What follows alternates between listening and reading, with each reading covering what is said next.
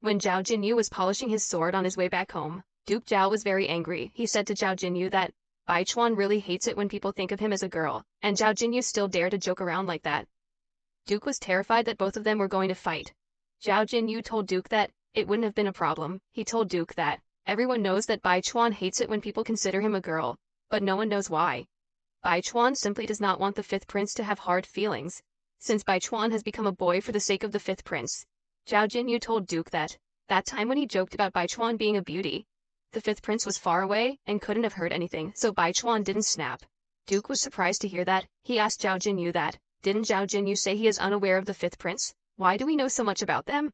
Zhao Jinyu told Duke that he didn't remember fifth prince at first, but he immediately remembered once he saw Bai Chuan. Duke knows Zhao Jinyu. Love listening to songs. There are a lot of stories about them going around. Zhao Jinyu told Duke that Bai Chuan is a mountain god. A god has no gender. They choose their own gender when they shapeshift. At first, Bai Chuan wanted to be a girl, but in the end, he decided to be a boy. Duke asked him why Bai Chuan decided to be a boy. Zhao Jinyu told Duke that there is a song, I shall connect with your heart as you connect with the world, not for binding our hair, but to be compatriots. Zhao Jinyu referred to Third Prince and Bai Chuan as a pair of heroes that makes people envious. Duke said to Zhao Jinyu that pair of heroes were hoping to kill Zhao Jinyu just now. Duke asked Zhao Jinyu that, isn't he the best in the world? What is he envious of? Zhao Jinyu smiles and told Duke that an ordinary graybeard like him wouldn't understand it. Zhao Jinyu looks at his sword and thought that it's just that everyone has a different standpoint. There's no right or wrong. And the strength of a single person in front of the torrent of time is nothing but insignificant. The so-called best in the world is nothing but a tiny claw amidst the decaying grass in this chaotic world. In the age of chaos, everyone has no choice but to hold on to their precious things. Some do it for the empire, some do it for their emperor. As for Zhao Jinyu, all he wants is to protect the things around him. In this life he is never going to have regrets anymore, and to ensure that, he is willing to do anything. While the Zhao clan's father and son duo are still outside, on the other side, Imperial Consort's brother has become an idiot. He was behaving like an idiot. When his father, Minister Huang, saw him doing things like idiot, he was worried, thinking that it's been half a month. Just who did this to his son? Suddenly, some kind of strong smell started glowing around him. Minister Huang covered his nose because he knows that there's something wrong with this smell. He was surprised to see that his son and the maid fell asleep after breathing in that air. Suddenly a voice come telling Minister Huang to not worry. That voice was from Yuanji. Both Yuanji and Muluo Shui come there while covering their faces. Yuanji said to Minister Huang that this is just a regular sleeping drug. He will be able to withstand it since Minister Huang is in the Dark Demon Realm. Minister Huang didn't reply to her. Wenji asked Minister Huang, is he willing to make a trade with her master? When Minister Huang looked at them, he smiles. He get on his knees and said, this officer greets the third princess Muluo Shui. Both Muluo Shui and Yuanji were surprised. Muluo Shui asked him, how did he know it's her? Minister Huang told Muluo Shui that a few years ago, when he first met Muluo Shui, he already felt that she might not be a mindless idiot. Moreover, not long ago, he happened to mention Her Highness in front of his daughter, the Imperial Consort, and she began trembling in fear. Muluo Shui asked Minister Huang that. She covered her face and remained silent. How did he figure out it was her? Minister Huang told her that. That's because he noticed that both of their clothes are wet. Aside from the front and back doors, there is another hidden door in the Huang residence. It's at the back of the fake mountain on the pond's side, and that fake mountain happened to be wet. Other than the Huang clan's members, the others who are aware of the existence of this hidden door, there's only Muluo Shui, the third princess, who has been staying in this Huang residence for a long time.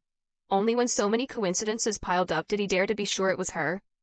Muluo Shui removed her cover, saying, it seems Minister Huang is an intelligent person. She told Minister Huang to stand up. Minister Huang stand up and said to Muluo Shui that he is wondering why has His Highness come and looked for him. Muluo Shui told him that she come to make a trade with him. She said to Minister Huang that the Hidden Immortal Summit is going to open soon.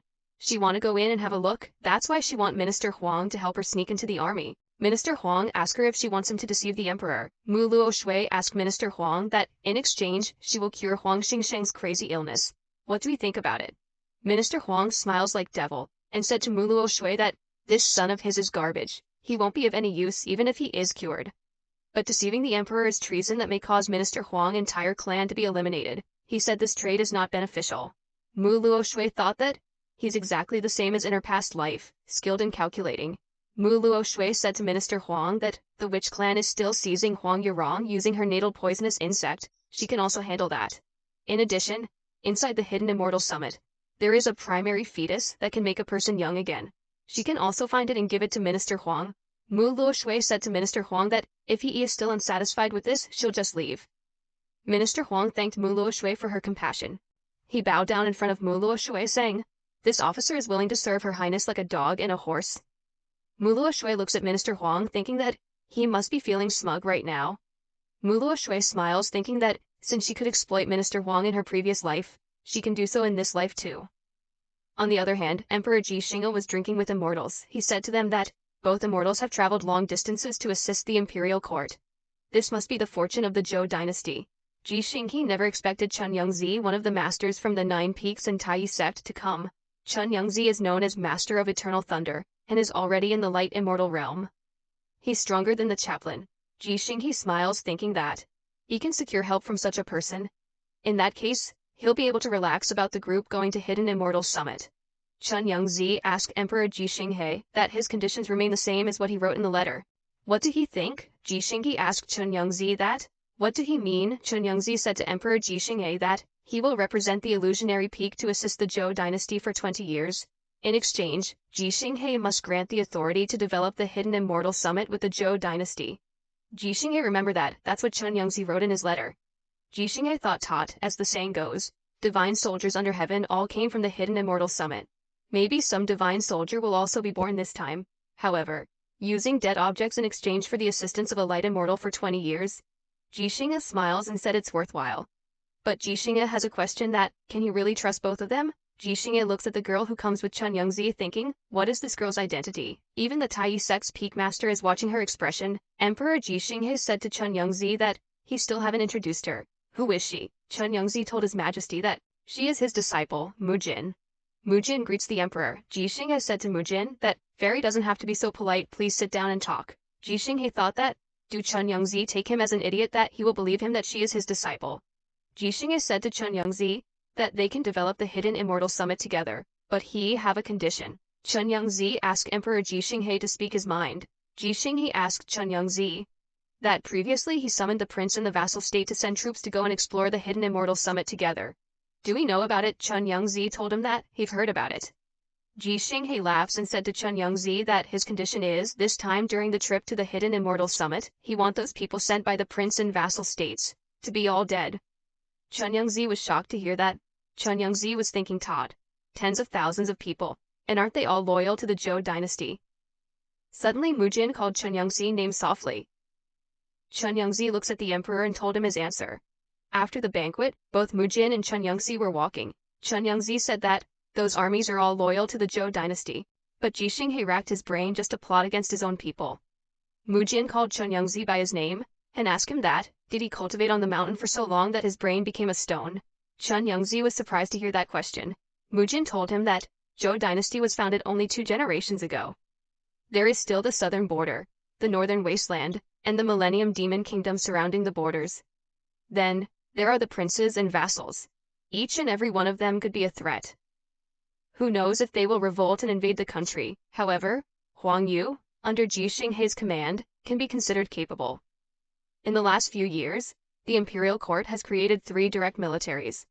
Although the total number is not more than 100,000 people. The other 500,000 troops are all under the Zhao clan. Chen Yongzi asked Mu Jin that, why don't Zhao clan just take over the emperor's seat? Mu Jin told Chen Yongzi that the Zhou dynasty still had 9 Zhuguo supporting it. Every one of them is a one-man army. Normally, the Zhuguo will not obey the imperial order. Still, if the Zhao clan is really rebelling, those Zhuguo will definitely intervene. Mu Jin said that this time, the start of the Hidden Immortal Summit is Ji Xinghe's best chance to reduce the internal threat. Chen Yongzi said that it's so boring. Does everyone in the imperial household enjoy doing things in a roundabout way? Mu Jin smiles and asked Chen Yongzi that isn't this quite good, isn't this great? Otherwise, how will they capitalize on the opportunity? Mu Jin smiles, thinking that Ji Xinghe has yet to learn what the actual value of Hidden Immortal Summit is, as well as her beloved Master Sword King. Mu Jin has been waiting for him in the Tai sect for 3 years. Why haven't he arrived yet? Mu Jin was blushing like a fangirl, thinking that, since Master Sword King is not coming, Mu Jin will go and find him. In this life, he should be able to pay attention to Mu Jin. Sometime later, in Zhao resident, Mu Luoxue asked Yuanji, are they still not back yet? Yuanji told Mu Luoxue that Duke Zhao's usual carriage has yet to return to the residence. Mu Luoxue said, that's good, it saves her from having to explain where she went.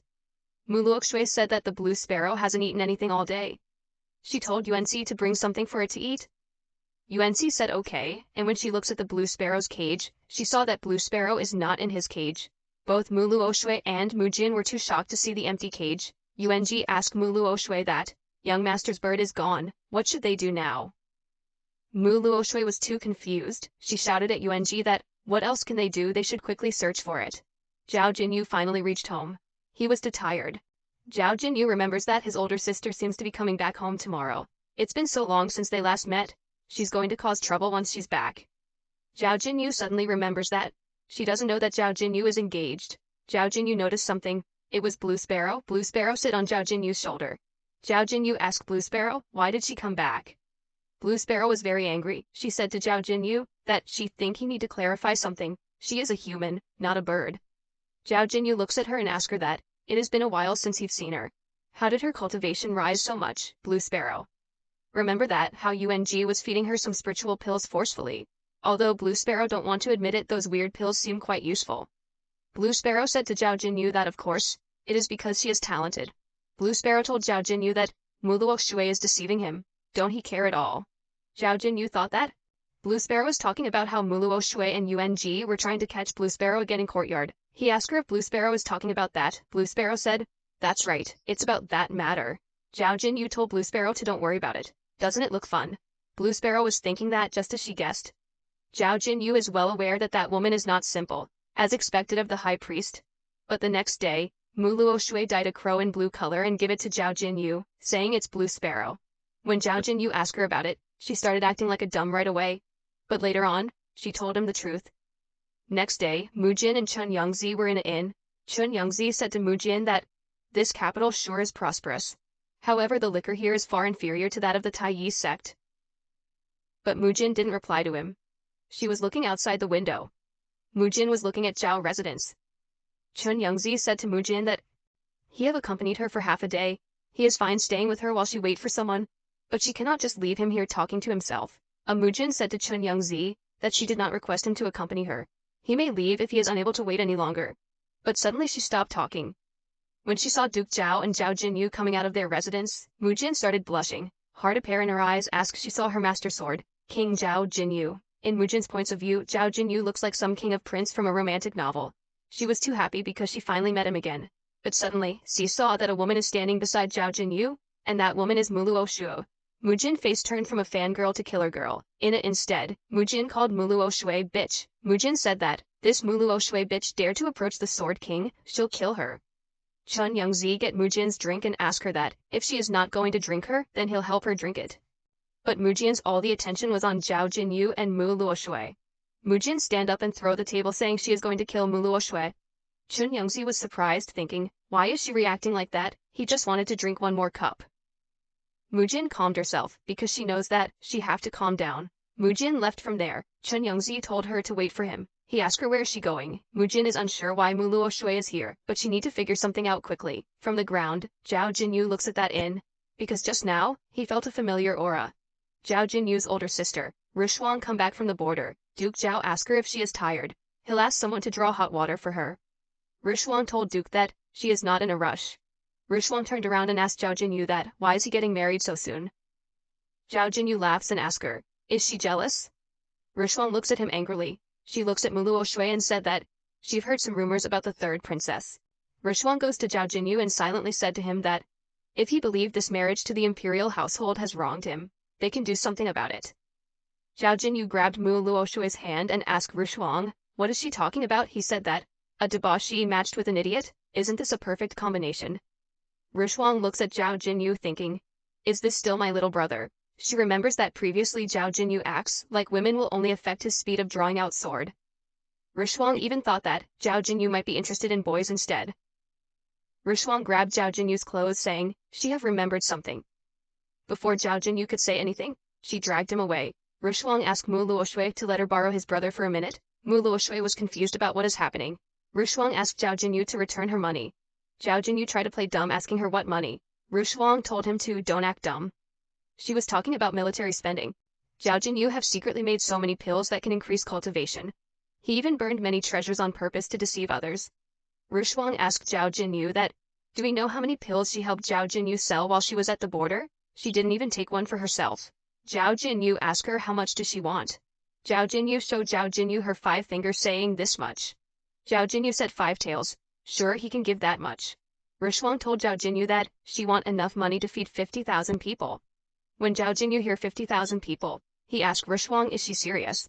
Rushuang asked Zhao Jinyu that he think there will be no hindrance at the border, so she want to raise personal armies. Zhao Jinyu asked her, what is she trying to do, rebel? Rushuang told Zhao Jinyu that he don't have to worry about it. All she want to do is provide an escape route for the Zhao clan. Zhao Jinyu smiles and asks her, what route? Death route. She should spend her time on something other than plotting with that brain of her. Rushuang raised her leg and hit the wall behind Zhao Jinyu. Zhao Jinyu asked her, is she pissed off? He told her, she can't hide anything from others. Rushuang gets angry and asks Zhao Jinyu that, isn't he also hide a bunch of witch clan members? Zhao Jinyu laughs and asks Rushuang that, in all her life have she ever subdued Zhao Jinyu in a fight? Rushuang didn't say anything. He asked her if she ever beat Zhao Jinyu when they play chess. Rushuang was too angry. Zhao Jinyu asked Rushuang that, what makes her think that she can accomplish what Zhao Jinyu did? Rushuang gets super pissed. Duke Zhao said, Luo Shui to rest assured. Those siblings have always had good relationships. But Duke Zhao was too shocked to see both Zhao Jinyu and Rushuang fight like children.